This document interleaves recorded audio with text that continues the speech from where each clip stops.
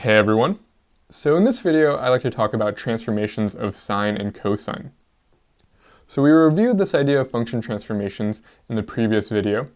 We said that this was just a way of obtaining graphs of new functions from old ones. And so here's a list of the transformations you'll typically see and their influence on the graph of the function. And if you need to take some time, I would definitely recommend reviewing these ideas. We're going to use them quite a bit. And if you want something concrete to work with, I would encourage you to use functions that you're very familiar with and try applying the transformations here to those functions. But here I'd really like to talk about transforming the functions of sine and cosine. And so here are the graphs of these two functions. And before we really dig into transforming these functions, I'd like to introduce some language or review some language that you might be familiar with. So here, because these two functions repeat themselves, we call these functions periodic functions.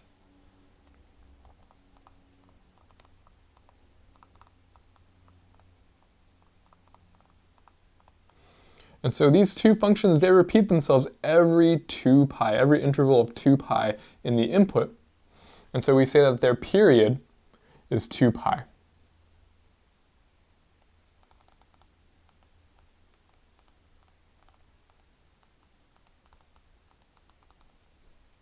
Right, so we can kind of see that here. If I sketch out this interval of 2 pi, we see that after this 2 pi interval, this period, the functions begin to repeat themselves. Some other language, well, actually we also call these functions sinusoidal functions. So these are also called sinusoidal.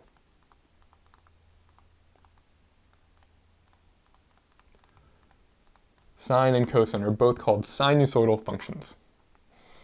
So another idea that will really be helpful for when we try to graph transformations of these functions is this idea of a midline.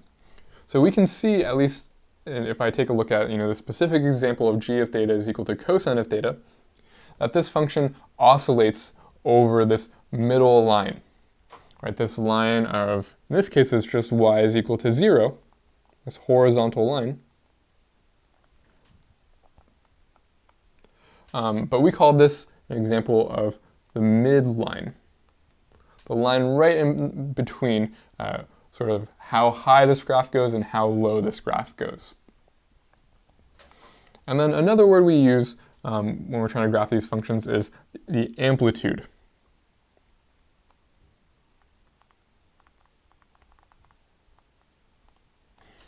So the amplitude is the distance our sinusoidal graphs get away from this midline. So in this case, the amplitude is just 1, but we'll see in our transformations that this might be larger or smaller. So let's take a look at this example here of f of theta is equal to 3 times sine of theta. So let's graph this function. And so this function here, it stretches vertically, right? It's 3 times our function sine of theta, so it's going to take all the outputs of sine of theta and multiply them by 3. And so the outputs of this function are going to be 3 times as large. And so we can kind of view this as a vertical stretch of the function sine of theta by a factor of 3. So here, if we graph our function sine of theta, we know that when we have an angle of pi over 2, we have an output of 1 for sine, right? The y value on the unit circle, when we have an angle of pi over 2 is 1. And similarly, the y value on the unit circle at an angle of pi is 0. The y value of the unit circle at an angle of 3 pi over 2, that's -1. And then lastly, the y value when we have an angle of 2 pi on the unit circle is 0. And so here, those are some points on the graph of our sine function. And so just to have a rough sketch of the graph of our sine function, it looks something like this. Oh, actually, maybe that's a little too steep. But it continues onwards and repeats itself. And usually when we're trying to graph these sinusoidal functions, we want to have at least one period to see the main features of the graph. So this function, f of theta, it's a vertical stretch of our graph, and so all the points we see are going to be pulled away from our x-axis by a factor of 3, right? So here, this point, it's going to get stretched up, it's going to get multiplied, its output is going to get multiplied by 3, it's going to get pulled all the way up to pi over 2 comma 3. This point is going to get stretched away from the x-axis by a factor of 3, but its output is 0, and so 0 times 3 is going to be 0 still. This point is going to get stretched by a factor of 3. We're going to see it down here. And this point, it's on the x-axis. Stretching away from the x-axis isn't going to really do anything. So really, the graph of our function looks something like this.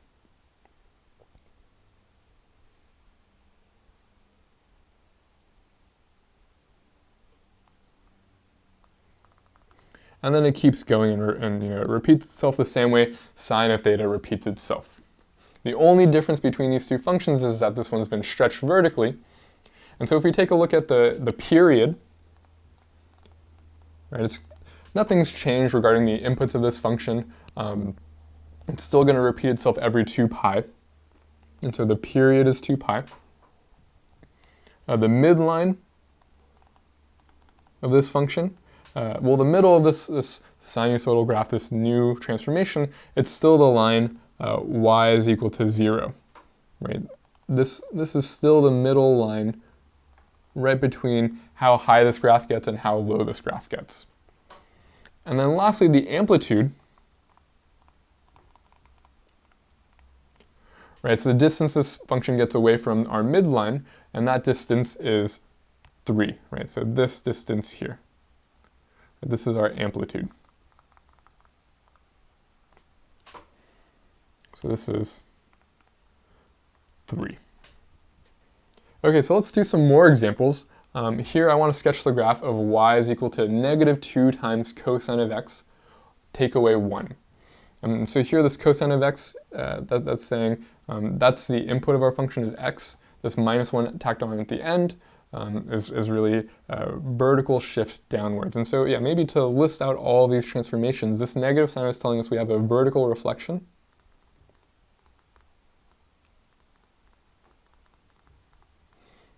Of our cosine function. We've got a vertical stretch by a factor of 2, and then we've got lastly we've got a vertical shift down 1 unit. And so maybe we can draw a few of these examples out. Maybe it'll be a little too much to do them all at once. So here, let's sketch out the cosine function. Right, so when we input an angle of 0, we get cosine of 0 is 1.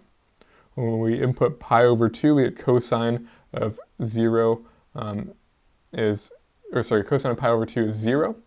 So here I'm just trying to sketch out the graph of our cosine function, just to get a little bit more practice with that, and then to see how we would transform it. So here, cosine of pi is -1. Right, pi radians across the unit circle gives us the x value of -1. 3 pi over 2 gives us a cosine value of 0, and then cosine of 2 pi, well, that brings us back to 1, right? The graph of cosine sort of starts at 1, makes its way down to -1 at an angle of pi, and then works its way back up to 1 by the time we reach 2 pi radians. So this is our cosine function. Our vertical reflection, what's it going to do? It's going to take this function and flip it across our x-axis, or our input axis. And so the vertical reflection is going to look something like this. It's going to take the outputs of all outputs of our function and then negate them. And so they're going to flip across the x-axis. And then if we were to apply our vertical stretch next, well, that would take all of these output values and then stretch them away from the x-axis by a factor of 2. So all the outputs are going to get doubled.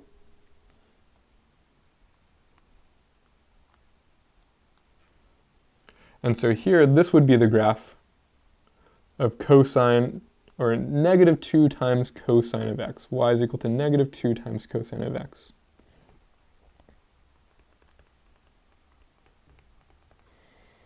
This is the graph of y is equal to negative cosine of x, and then this is the graph of y is equal to cosine of x. So hopefully it's not too cluttered. But I think introducing one more might make this a little too crazy, so let's go ahead and just draw this out one more time with the vertical shift. So here, the last thing that needs to be done is to shift the graph down 1 unit. Every point is going to move down 1 unit. And so here, this is going to move the midline down from y is equal to 0 to y is equal to negative 1.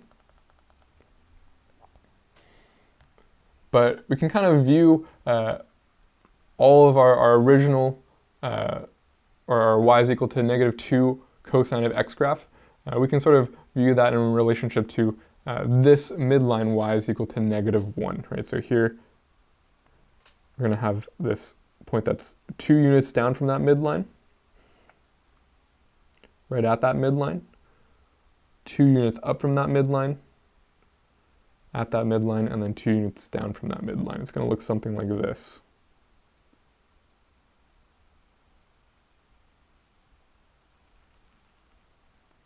And then continues onwards.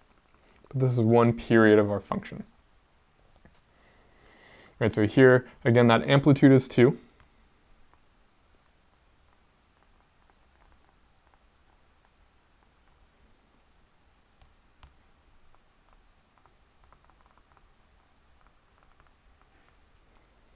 Our midline, we've already pictured out here, is negative 1. Our period, again, nothing's changed there. It's still a period of 2 pi. And so here we can kind of see all of that in our graph beside us. And so really when it comes to graphing something like this, it might actually be more helpful to draw out the midline first.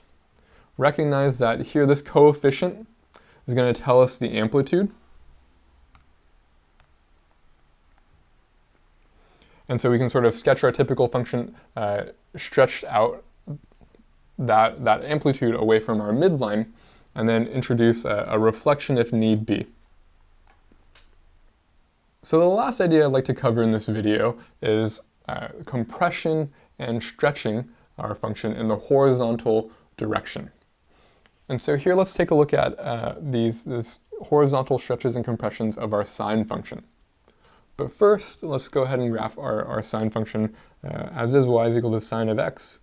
And so here, at an angle of 0, we get an output of 0. At an angle of pi over 2, the y value on the unit circle is 1. And so sine of pi over 2 is 1. Sine of pi is 0. Sine of 3 pi over 2 is negative 1. And sine of 2 pi is 0. So our graph looks something like this. So one period, or sometimes referred to as a cycle, one cycle of our graph might look something like this.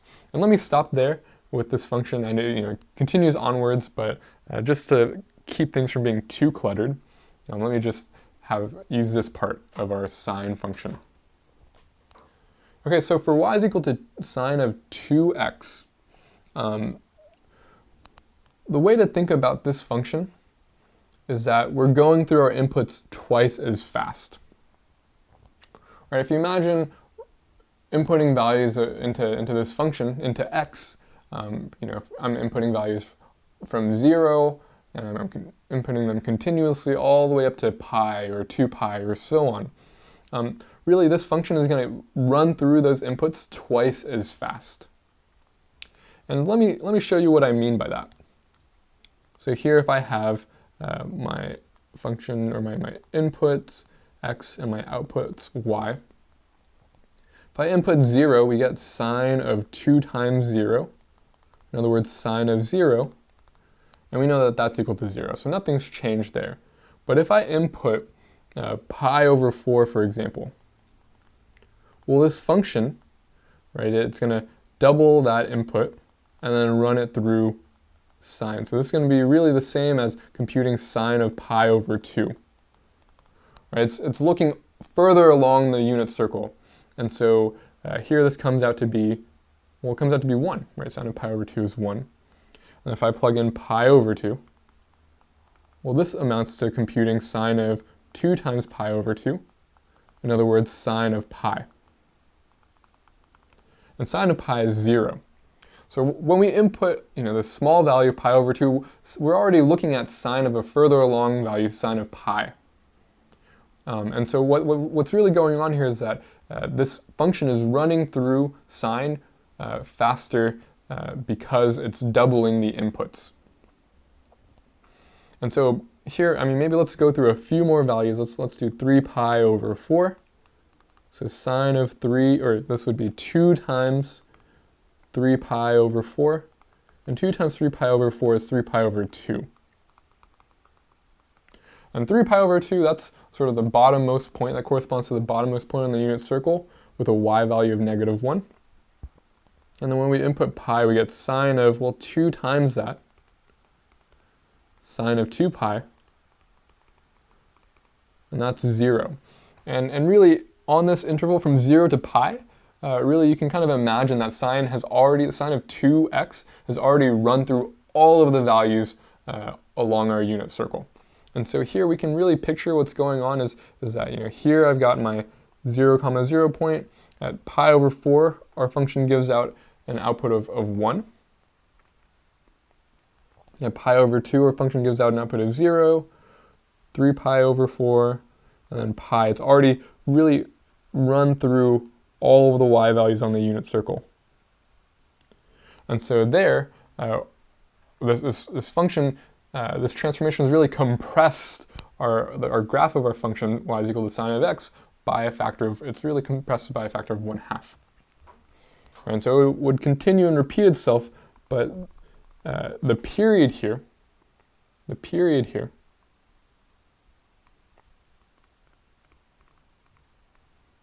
well, this time it's just pi. Right? It was compressed by a factor of 1/2, and so the period is now half of 2 pi, it's just pi. Okay, similarly, this y is equal to sine of 1/2 x. Well, it's going to take larger x values to really input the same numbers into our sine function. And so I'm going to need values that are twice as large before I would have made my way all the way through the 2 pi values in for sine, right?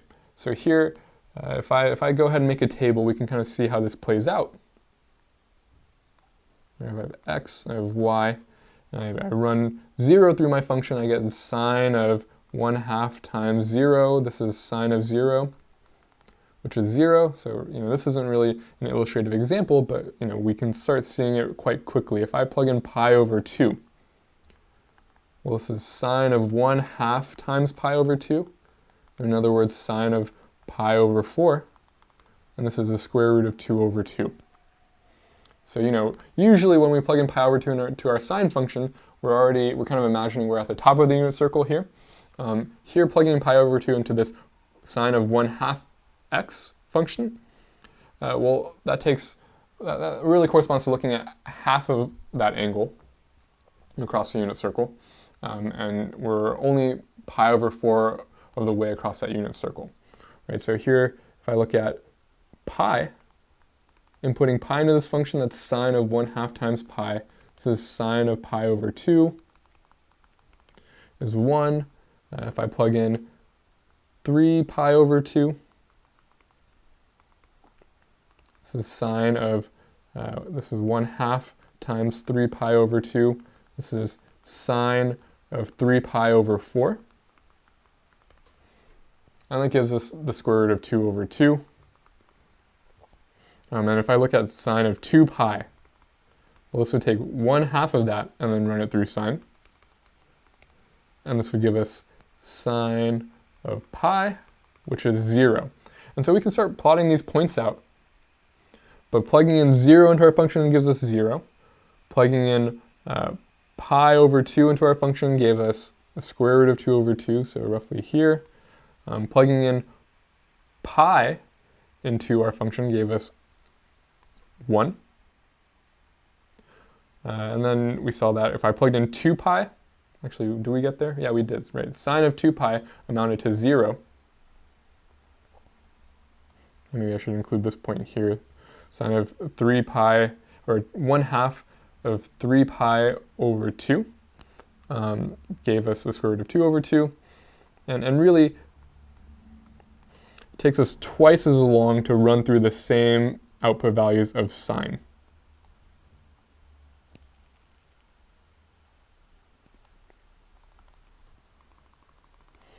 Really, this multiplication by 1/2 into this input of this sine function stretched our function out horizontally by this factor of 2. We needed to plug in larger and larger values to really get the same outputs for sine, and so that corresponds to a horizontal stretch. If I need larger values, I need to go further in the horizontal direction to get the same outputs out. So one thing I'd like you to notice from these two examples here involving horizontal compressions and stretches is that this changed the period of our function. Right, so because this function y is equal to sine of 2x, because it's going through the inputs twice as fast, because of that coefficient of 2 inside our sine function, well, we got a period of pi. And what you can kind of think about is going on here is that, well, the typical period of our sine function is 2 pi. And because we're going through it twice as fast, we can sort of divide that period by the rate we're going through that period to find out what the new period is going to be. Right, so this is going to give us pi, the period we see here. And similarly for this orange function, right, we see the period is twice as long. It's a period of 4 pi. And we can kind of view this the same way. My function is going through the inputs of sine half as fast, and so I can take my typical period for our sine function and I can divide that by sort of the rate we're going through this function, the inputs of this function. And this gives us 2 pi, and then dividing by 1/2, that's the same as multiplying by the reciprocal of 1/2, in other words, multiplying by 2. So this is the same as 4 pi, the period we see here. And so in general, for the period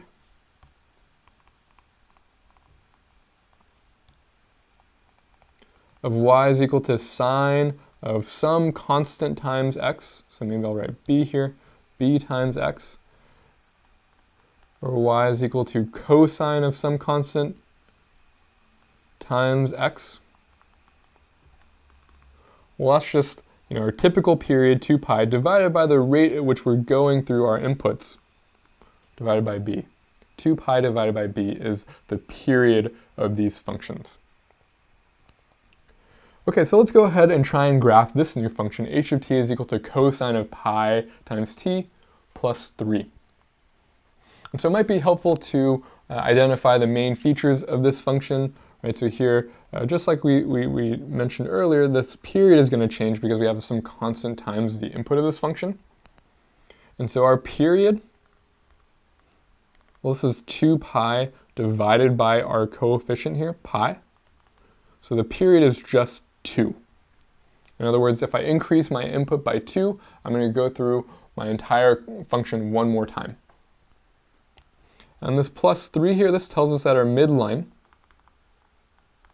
is y is equal to 3. We've got an amplitude of 1 because there's just a coefficient of 1 really in front of this cosine function.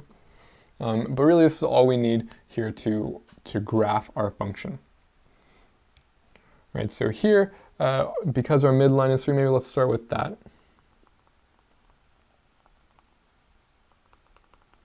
And we know that our function, it's going to have an amplitude of 1, so it's not really going to exceed 1 unit away from this midline. So we're looking at a cosine function, so I know that when I input 0 into this function, right, well, I'm going to have pi times 0, it's 0, so cosine of 0 comes out to be 1.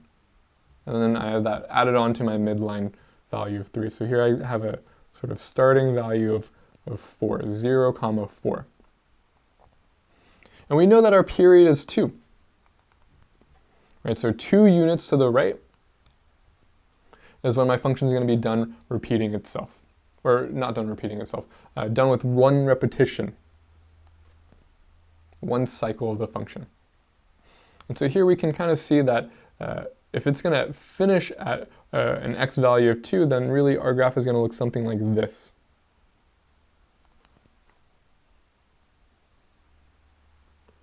And maybe to convince ourselves that this is going to be the case and this is going to be how one period or a function looks, let's go ahead and make a table just to see that we have the right ideas. So here I've got t and I've got h of t.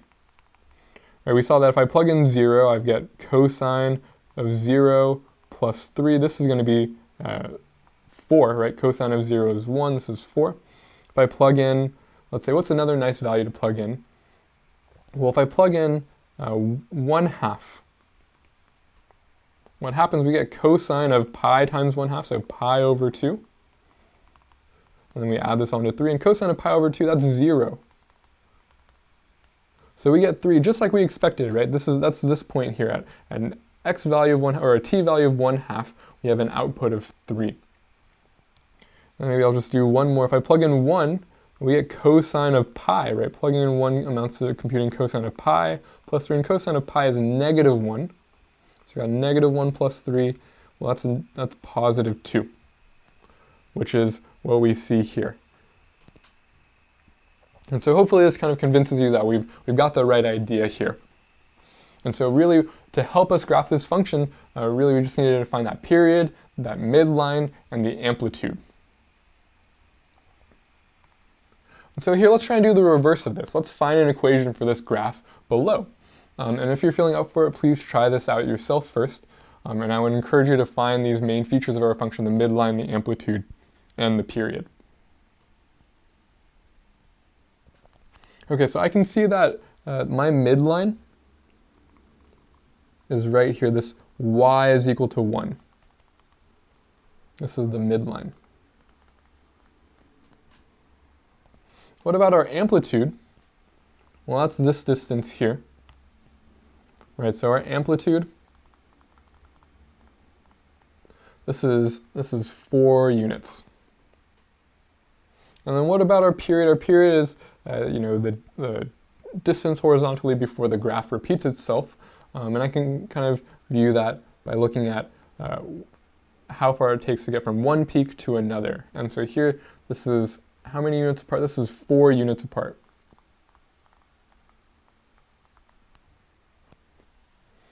Okay, so that's really everything we need to do to graph our, or not to graph our function, to find the equation of this function. And so we know that, well actually no, there's one more thing we need to do. We want to make sure we know whether to refer to this as a sine function or a cosine function. And either one works, but here I kind of look at this vertical axis, and I can kind of see that my function starts at the midline, right? It doesn't start at the peak. It sort of starts at the midline and works its way up and then down and then back up. This looks more resemblant of a sine function to me than a cosine function, where the cosine function, it doesn't sort of start at the midline, it starts away from the midline. So here maybe let's use a sine function to model this. So this is going to be, that's going to look like y is equal to, so the amplitude, right, so 4 times sine of, and here we haven't determined the constant yet. The constant can be determined by the period, and let me get to that in a moment. This is 4 times sine of some constant times x plus 1, right? So this midline is coming from the vertical shift. And so the last thing to figure out is this value of b. And so we know that 2 pi divided by this value here gives us the period of our function. This is equal to 4. And so if we sort of shuffle things around, if we multiply both sides by b, and we divide both sides by 4, well, we get that b is equal to pi over 2. So the equation we want for the graph of this function here is y is equal to 4 times sine of pi over 2 times x plus 1. So that's an equation for this function. And of course there are others that work, but I think this might be the most straightforward one to get to.